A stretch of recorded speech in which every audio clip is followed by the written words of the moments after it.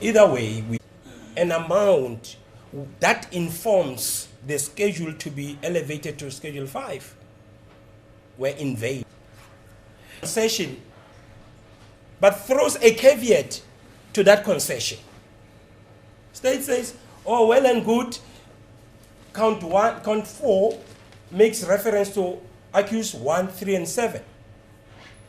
But wait a minute, you ought to have read the whole count holistically. Suppose that angle should have been applied. But that argument is defective. Different parts of this count would the court follow? Will the court follow that this charge, count 4, relates to 1, 3, and 4,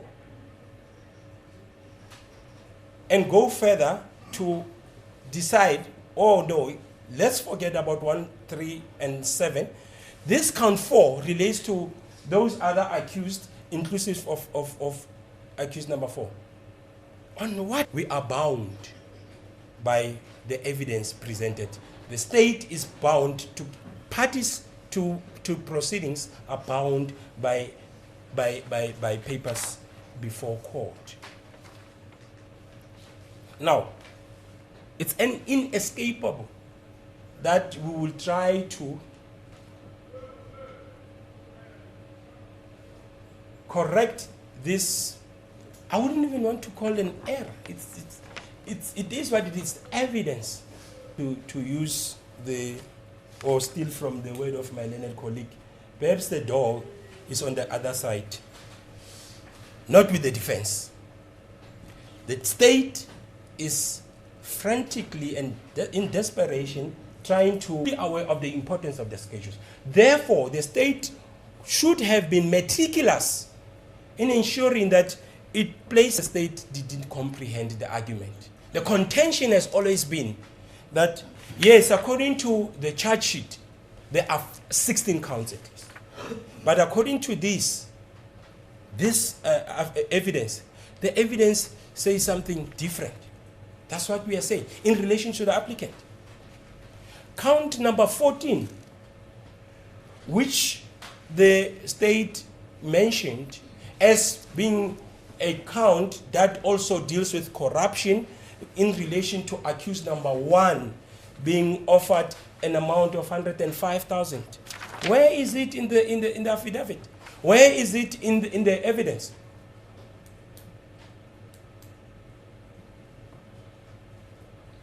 In the absence of that being part of evidence, our argument is the charges in that form, in their current form, do not talk to the evidence. And that's the end of it. And that settles the debate in respect of the schedule of the offense which the accused or the applicant should face. The state bears that on us. And it's our submission that the court should find accordingly. Now, Your Worship, moving on to the next aspect of the state submission. Section 64B, particularly,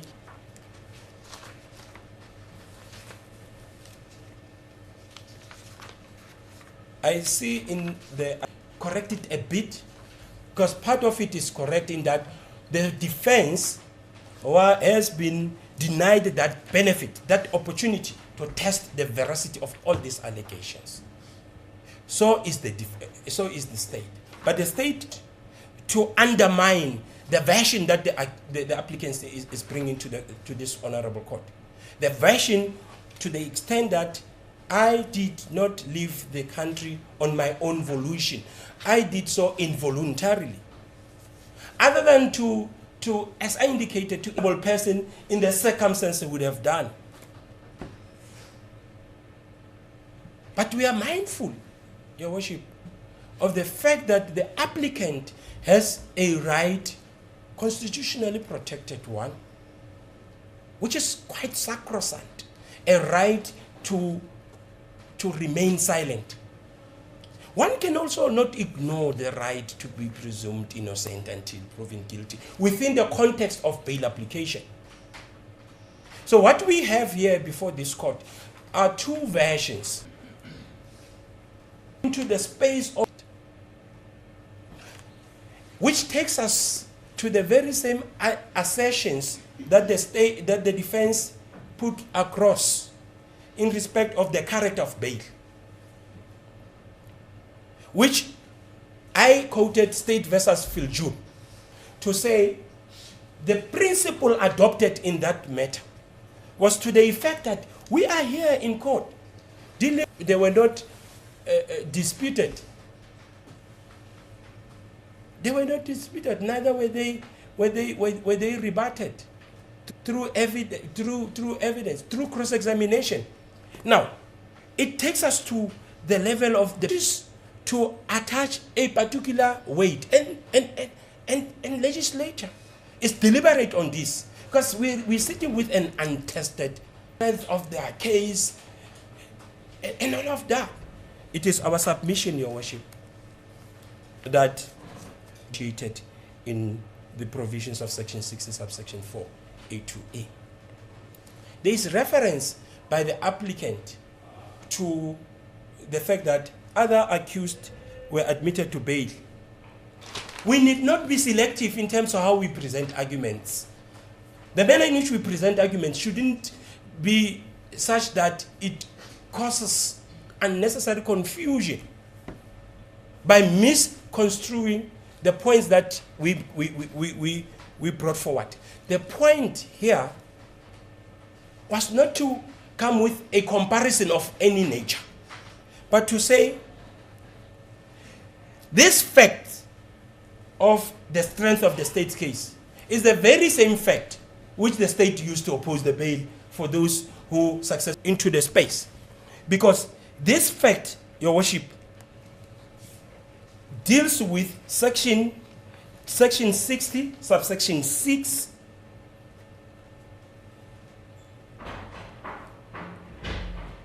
F, A, G, and H. F, the nature and gravity of the charge on which the accused is to be tried. The nature of the charge is the same.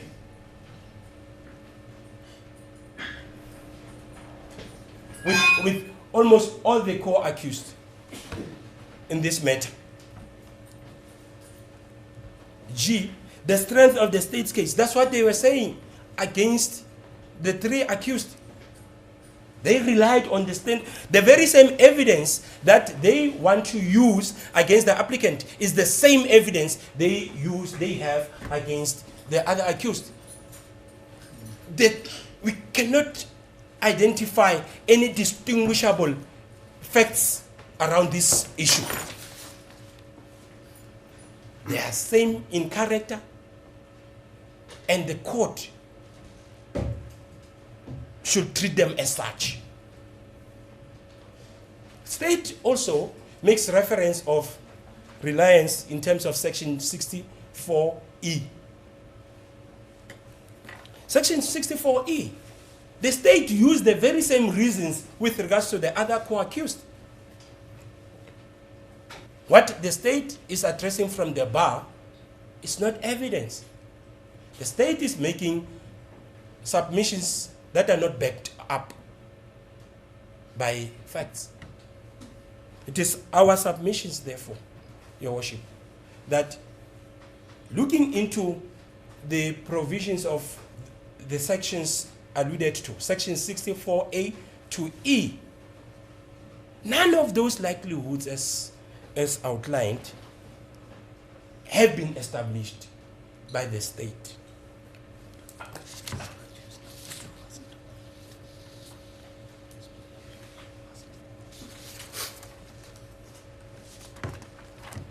And Your Worship, we should also be careful not to have a situation of creating an animal farm situation where some accused will be treated differently, but facing same charges. Accused number 2, for that matter, his bail was not opposed. There are also other accused who came later, whose bail was not opposed. Now, the distinguishing feature which the state relies on heavily is that none of them left the country illegally. And this takes me to the next point. Reason has been advanced by the accused, by the applicant, in respect of circumstances that prevailed, that led to her leaving. This court is not called on to really make a determination of whether is this really plausible, is it viable. This is what the applicant is saying. And the applicant is saying, notwithstanding the fact that I have a right to remain silent, I wish to inform the court how I exited the country. Now, the state seems to be, what more?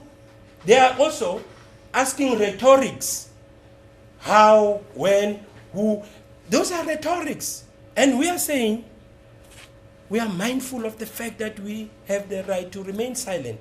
We will, at an appropriate time and forum, deal with this issue. But for purposes of this bail, I did not leave voluntarily. But I will take the point further, which was also eloquently articulated by my learned colleague, Advocate Lamin, to the effect that he read out the charge, the warrant of arrest. The date there is quite very important, because there are no allegations to the effect that the applicant left to evade anything. There's nothing. In actual fact, the only time you find and locate evasion in the affidavit of the state is where they are saying for 11 months she evaded justice. Even to this, which were left not addressed. This point of the state, the applicant evading justice for 11 months, unsubstantiated, even to this date. If I may get clarity, I'm not disturbing. Are we still replicating? Because now it would appear that my learned friend is repeating their submissions. And the state never made any submission regarding warrant of arrest and 11 months, not in my address. So what he is replicating, we should be careful not to repeat our arguments that are already in court here. Unless, I'm not disturbing here, you can continue, but I just wanted to make sure I'm in the right court. Not in the right court, in the right proceedings. Your Worship, in reply, indeed I'm replicating. Now, when you replicate, you deal with those aspects that you didn't deal with, but the interconnectedness of the facts calls for one to piggyback and point out where to locate certain aspects that we are basing our argument on.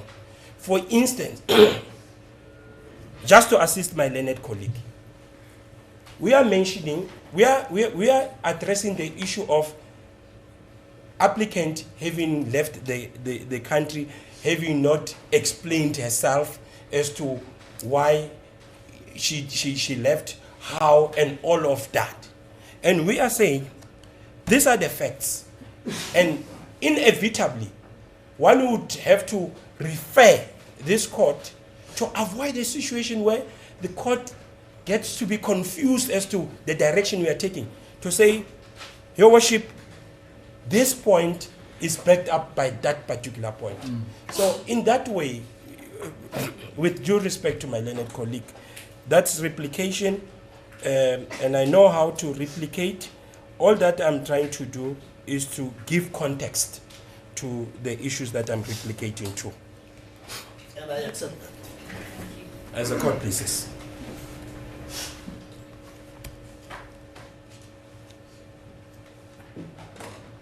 I remember during my early stages as a legal practitioner, that was the tactic that we used to employ to disrupt the chain of thought. So apologies, Your Worship. I was a bit distracted, but I'll gather my thoughts and proceed accordingly. So are you saying it worked a little bit? Okay, Your Worship. Your Worship, touching on the issue of flight risk. If we're saying to this court there was no warrant of arrest, which becomes a sore point to a large extent, there was none. There was no reason why for the applicant to leave. And if there was no reason for the applicant to leave, there is no reason to doubt her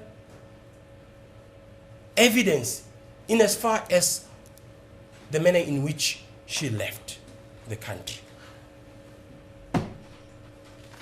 The state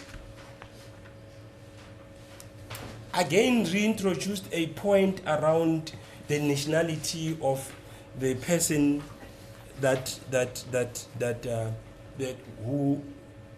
who's going to reside with the applicant.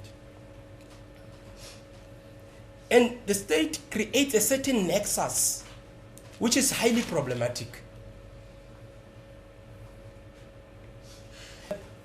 There are similarities here. By the way, Section 9 of the Constitution is quite very clear. It's an equality provision. All are equal before the law. Is this not discriminatory? That the state is now diverting the attention. The issue here, Your Worship, is the alternative address. And the person that is amenable to accommodate the applicant is actually, and this is what my learned colleague Advocate Lamini indicated, a medical practitioner under the employ of this South African government, who, by the way, the state, through the state, is now a permanent citizen, she holds a permanent residence. She's a permanent resident. But the state keeps on going back, tracing her roots. For what purpose?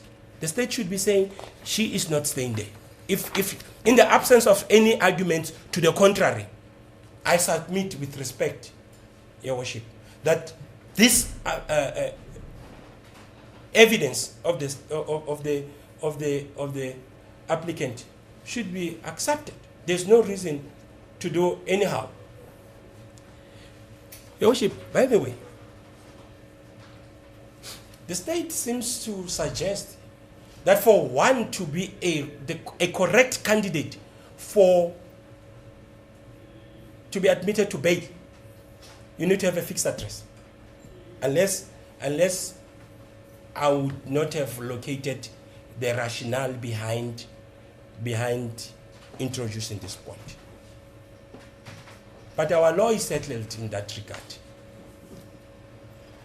Otherwise, people with no address, street kids, would not be eligible to be admitted to bail. And that will be discriminatory, and that would be unconstitutional.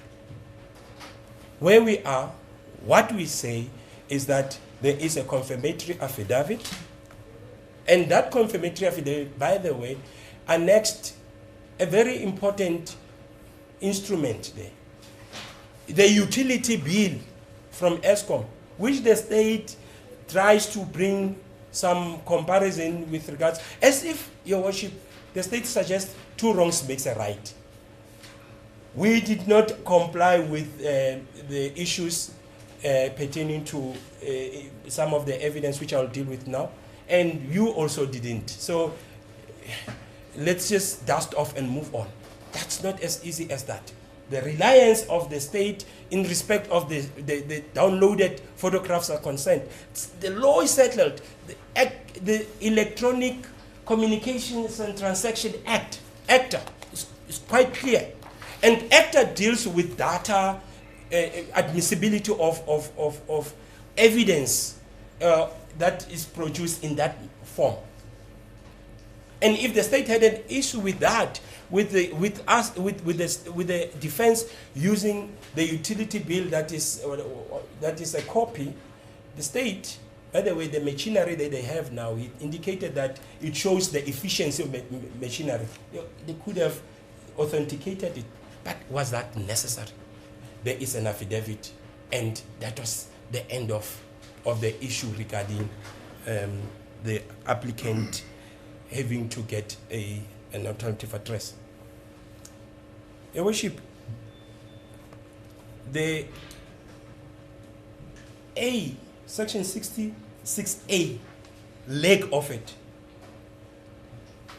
refers to, and it says, in considering whether the ground in subsection 4B has been established, the court may, where applicable, take into account the following factors, namely the emotional, family, community, or occupational ties of the accused to the place at which he or she is to be tried. There's no mentioning there. The state is saying she has siblings, she has parents. Why is she not staying with the parents? To the extent that the applicant says, I have an alternative address, that should be the end of the inquiry. Nothing more. As to who she would be staying with, it's really, I don't want to say neither here nor there. I will say it is immaterial.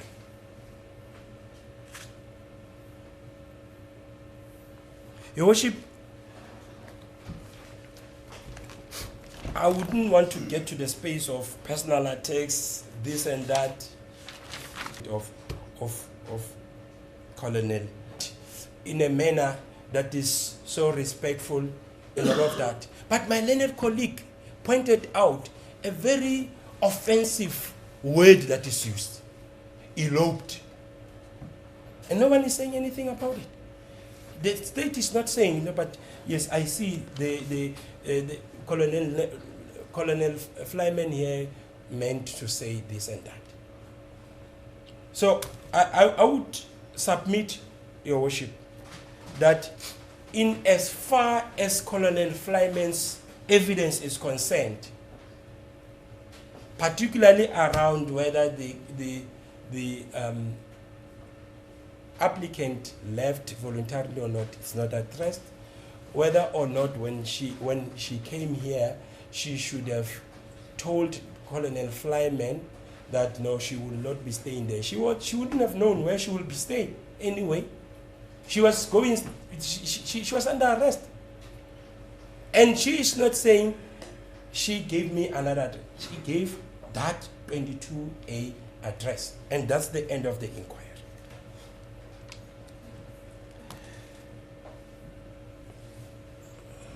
Your Worship, I am inclined to deal with Section 28 of the Constitution, because it's a point that was sharply raised by my learned colleague for the state. Now, it is common cause that the applicant is a primary caregiver. This aspect is not disputed. All that the state is doing is to cast aspersions on it. If you are a primary caregiver, why did you leave the country? Now, Your Worship, I will refer the court to the probative value of an applicant who comes before court and indicate that I'm a primary caregiver, and how the courts deal with this. She has 2 minor daughters. I thus contend that this court is enjoined to consider the interest of her children, particularly with reference to section 28(1)(b) of the Constitution. And this refers to the right of a child to parental care. And this should also be read with section 28(2) of the Constitution.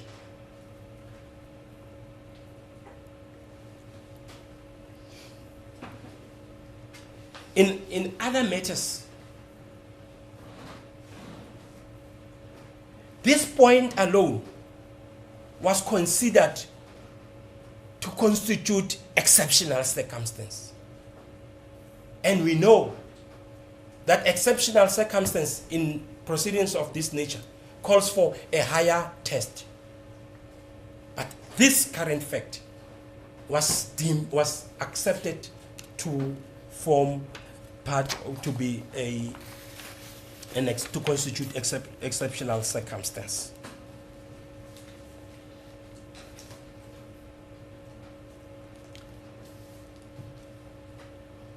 So, Your Worship, I hope I've dealt with expansively with the assertion that the state, or rather the defense, didn't challenge the veracity of evidence. During the proceedings in future, I intend to plead not guilty. I'm challenging this. I'm actually putting the state to the proof thereof.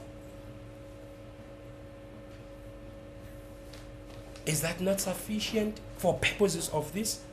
I think I submit it is sufficient, Your Worship. Your Worship, it will be remiss of me not to deal with state versus, it is wrong to subordinate the constitutional standard of interest of justice to the Constitution. When that exercise is properly conducted, one must bear in mind that the interest of justice dictates that the purpose of bail provisions is to ensure that the attendance of an accused in his or her trial is not compromised, and that an investigation into the alleged crime is not hindered. This touches on section 64(b) as well as C. Now, with held in paragraphs 4, Your Worship, paragraphs B, C, A,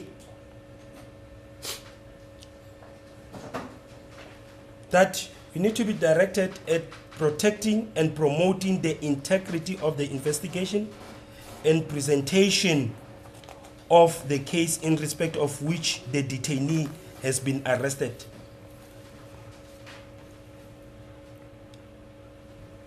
Those are asked to preserve, to ensure that whatever I want to use against the applicant, against an accused person, has been preserved.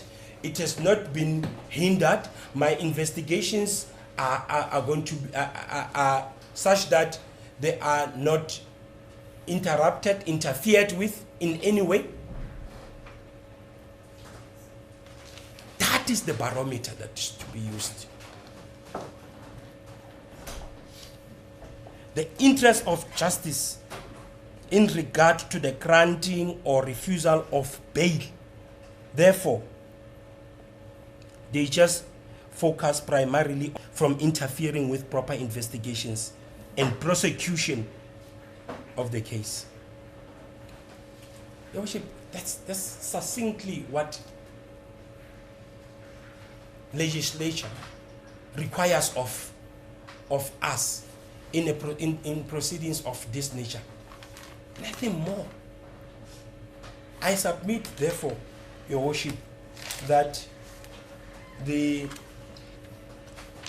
applicant, should this court find that the schedule under which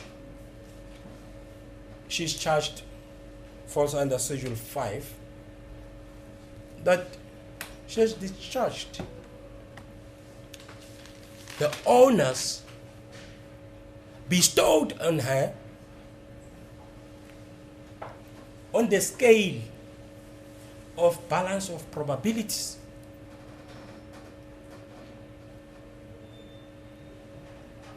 That the interest of justice permit the release of the applicant's consent. May I just check with my colleague quickly?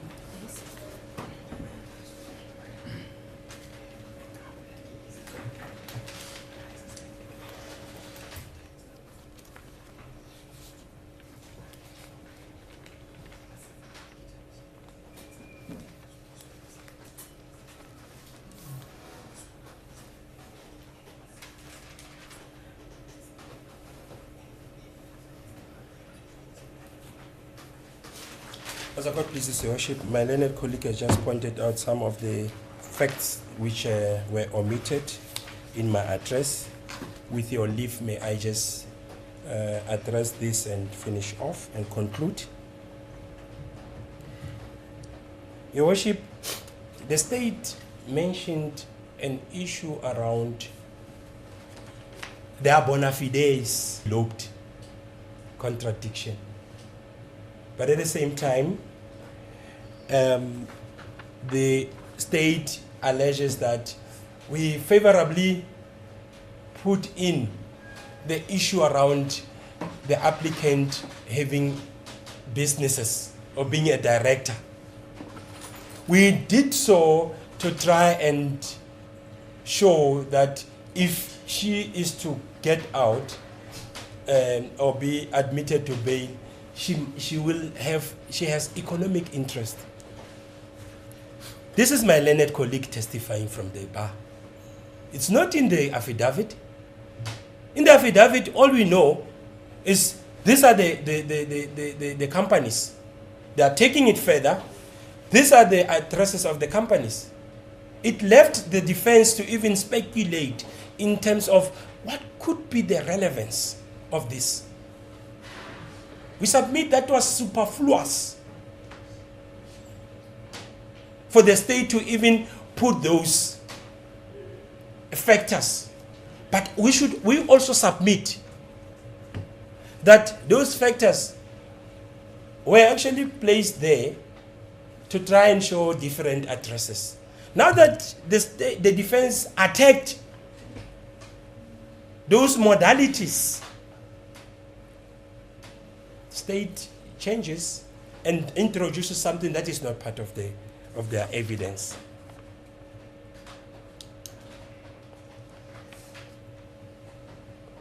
Your Worship, I've dealt with the issue around whether of the timing in respect of, and the choice, by the way, in respect of the applicant to lay charges or not.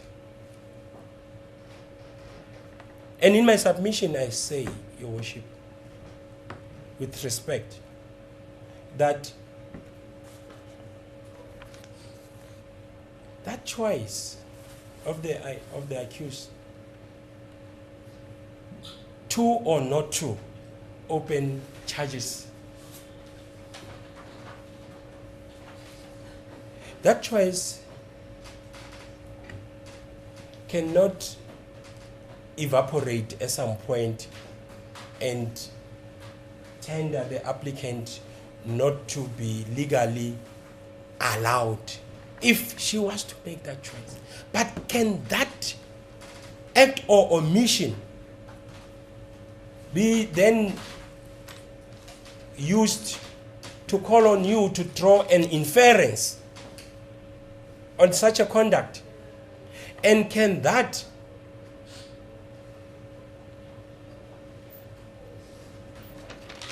suggest that applicant in any way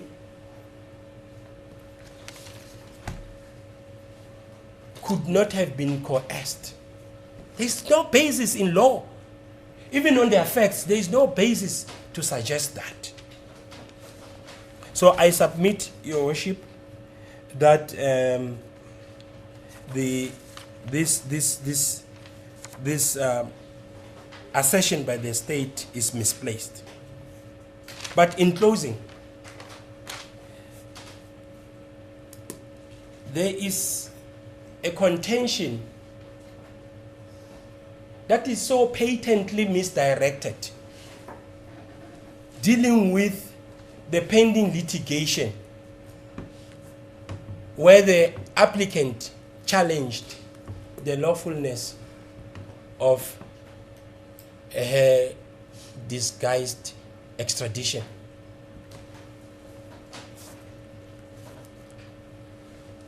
This is not the proper forum to discuss it, or rather to debate this point, Your Worship.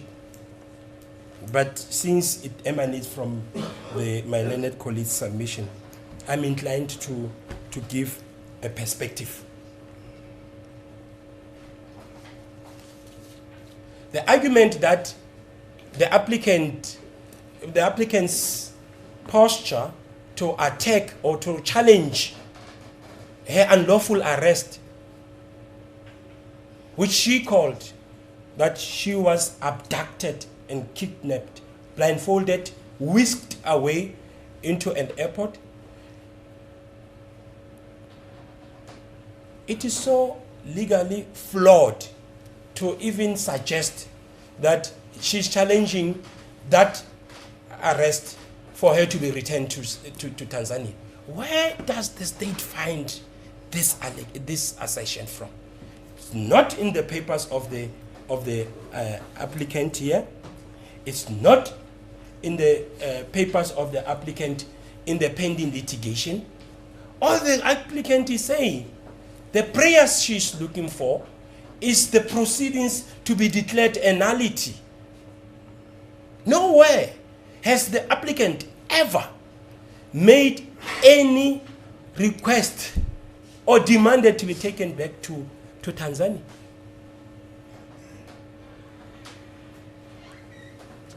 That argument is legally flawed. That's my submission, Your Worship. And to this end, it seeks to suggest that if she is to be released, she will go to Tanzania. For what purpose? In actual fact, Your Worship, the state makes allegations about certain affidavits which suggest that the applicant is dishonest, she lied under oath.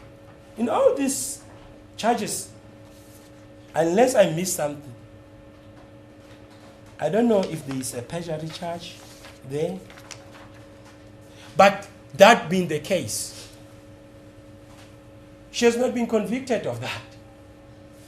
The state is calling the court to take judicial notice of a fact that is still to be decided.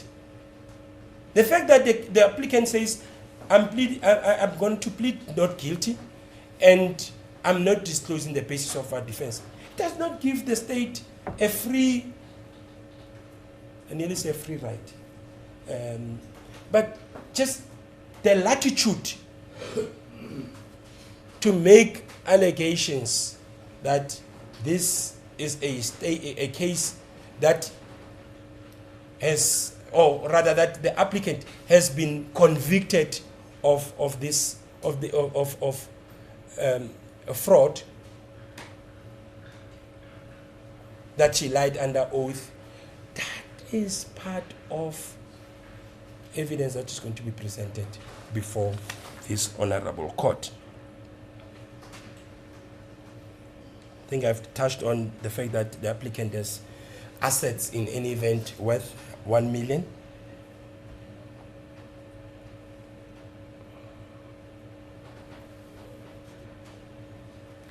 Yes, I think we've dealt with the other aspects, Your Worship, particularly with reference to the fact that the flawed argument around whether the accused, the applicant, stayed in that address that she mentioned to the investigating officer legally or not. Advocate Lamini dealt with that. The fact that the investigating officer confirmed that in his affidavit that at some point in March he has information that the accused stayed at that address, and such occupation of those premises went beyond even the period that he mentioned in the affidavit to have been a period which meant the affliction of the lease agreement.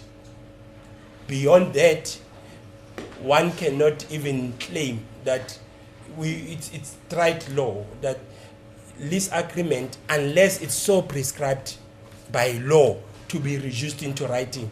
There's so many lease agreements that run on month-to-month basis, whatever the case might be. But that argument is also legally flawed. Your Worship, this brings me to the end of my submissions, unless the court has some other aspects emanating from my address. I'm at your disposal, Your Worship, to address it. I know, Your Worship, I keep on saying final, last. It would seem that my address is semi-final, quarter-final, but this time around, my learned colleague, and I've indicated to my learned colleagues that this is now final. The issue on bail conditions, section 60, subsection 12. I think I addressed that issue. It will cure any concerns that the state will have in respect of aspects of to the end of my replication as a court pleases. Thank you. Thank you, Worship. 20-4. I want to believe that the issue of the next date has already been canvassed in chambers, and we are agreeable that for judgment purposes that the matter be remanded until the 11th